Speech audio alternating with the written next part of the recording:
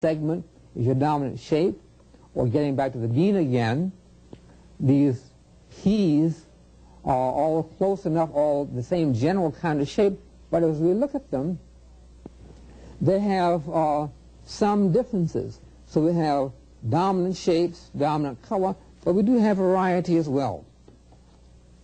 Now, in this flower, we have pattern made by the petals as well as by the inner portion of the flower. Nature just really abounds with pattern.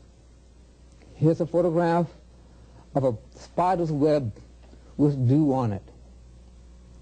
The dominant color here is green from the foliage, or we can say possibly, if we zero in on the spider web per se, that the dominant color would be maybe sort of a silvery kind of crystal color that we have here. The dominant shape that we have would be a kind of rectangle as we look at the inner spaces between these threads here. But so we have dominance. Now, as soon as you suggest dominance, we automatically are going to imply that there's something else that's less important.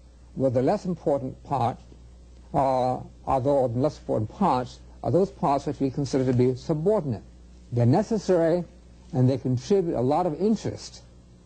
They give us some variety, but they aren't as important as the main thing. Now, we've been looking at examples of nature so far, but man-made objects, all so full of pattern. We have, for instance, the pattern made by the picket fence here, or the pattern in this building that is seen in a number of ways. You have the siding or the clapboard.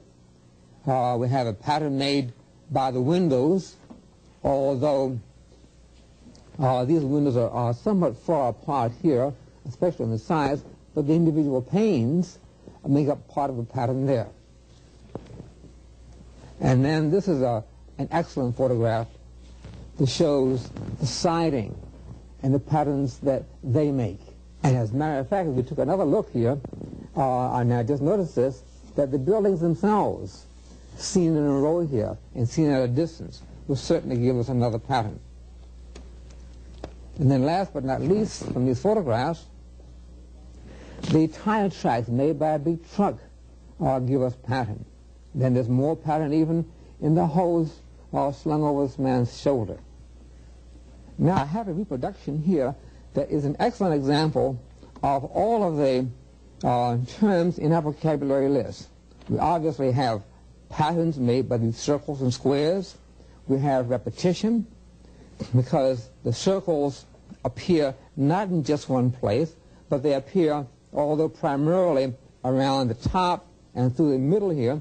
We also have circles down in the lower portion of this reproduction, so that we've got repetition, we've got unity. Now, when we think about unity, we want to think about the common denominators, the things that are alike.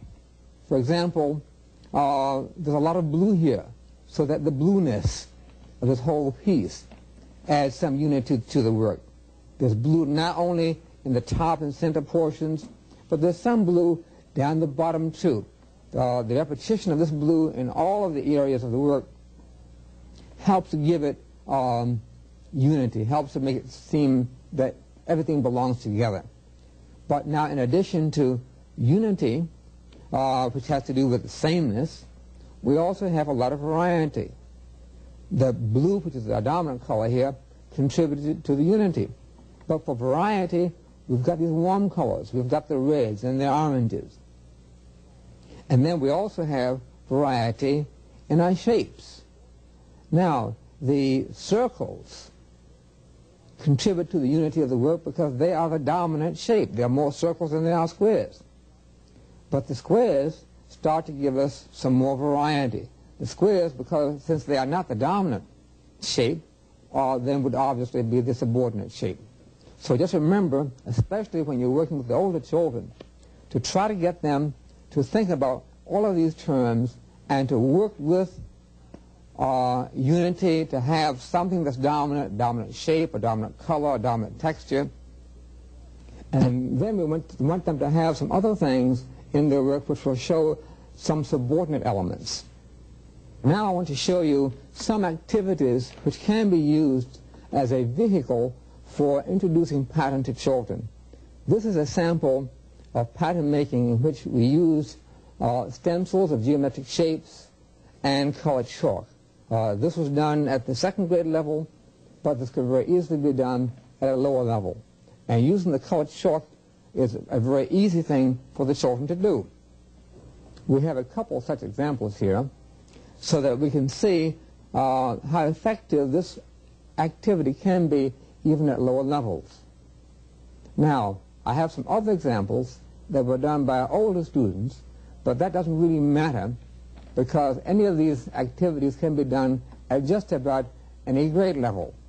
Because, for instance, this is a pattern-making exercise in which we use pieces of polystyrene, which I'm going to show you in just a moment, which had little masking tape handles, and the polystyrene was painted with watercolors in which we used liquid detergent instead of water to put on the paint.